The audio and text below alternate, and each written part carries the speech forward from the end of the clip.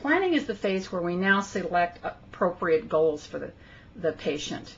We diagnose them with some particular nursing problem, and now we want to start to take action to improve this. So they're usually step-by-step objectives. They need to be realistic.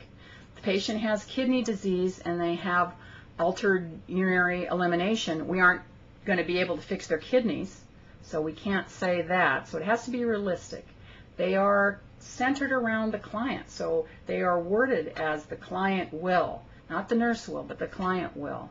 And once again, we want to only use single factors. The best way to write an outcome is to have it be a measurable change that we want to see. This is because the nursing care plans we're writing are used by everyone participating in the care. So this includes licensed vocational nurses, for example, and nurses' aides.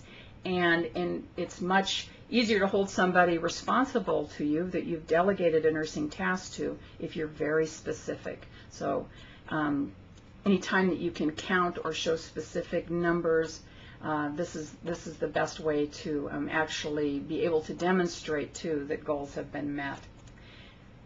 Goal statements or outcome statements include time limits. So I've seen a problem, I've validated it by having seen, heard this subjective data, collected this objective data, I'm choosing this diagnosis, here's my goal for the client, and when will I actually achieve that? When should others in my absence look back to see and reevaluate, remember that cyclic process, to see if things are going well for my client. So short-term goals are less than a week, long-term goals could be weeks or months. And certain goals are ongoing. You can't say, you know, the patient will have adequate airway clearance by next week, because they've got to be breathing all of this week. So in the case of physiologic problems, we usually say that patients will maintain. So in an ongoing fashion, they will be meeting the goals. Just as there is a North American Nursing Diagnosis Association, there is also standardized language for discussing patient outcomes, and this is called NOC, or the National Outcome Classification. This is standardized and expected outcomes from a given nursing action. So here's a sample NOC statement, and these are printed in your nursing diagnosis book.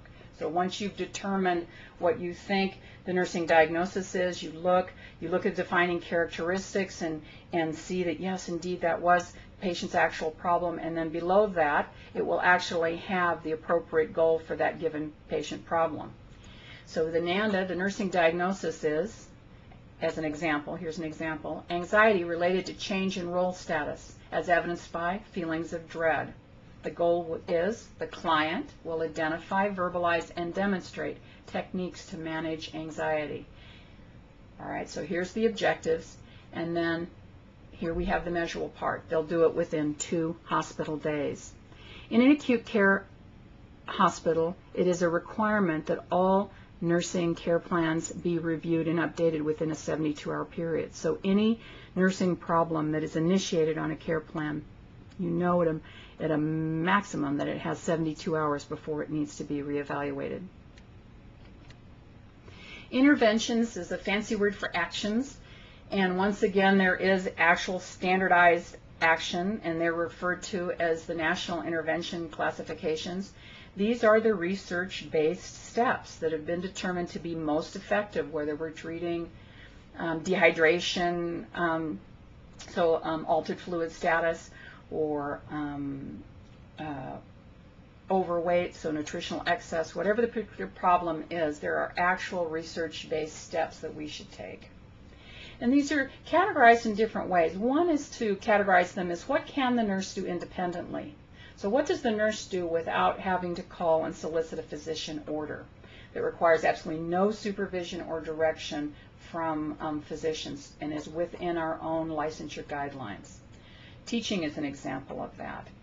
We like to label nursing action within the school's care plans that you're writing for school as independent, so that we know that you know these are the things that I can do on my own. Other things require physician intervention, so they require a written or verbal order from a physician, and these are said to be dependent. And these are actions that are taken in response to physicians' written orders. And we aren't prescribing people, so when physician orders a medicine to be given, for example, and here's an example, medicate with anxiolytic drugs as ordered, this is a dependent nursing intervention. Other interventions are said to be collaborative. This is when we work with the other health professionals that are also involved in patient care, such as a dietitian or a physical therapist or an occupational therapist or maybe social work. So some interventions within our care, and it's not that we're ordering these other people to do it, but we're aware that they're collaborating on the plan of care for the patient to meet our goals. The last phase, the fifth phase of the nursing process then, is to evaluate the effectiveness of the actions to see if the goals were met.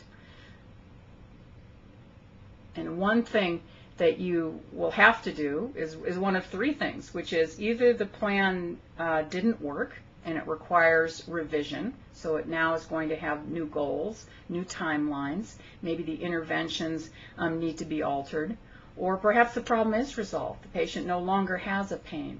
The patient is no longer risk for infection. And at that point, that particular problem, that particular nursing diagnosis is discontinued because it's resolved. Or perhaps the patient is having ongoing pain or a risk for infection.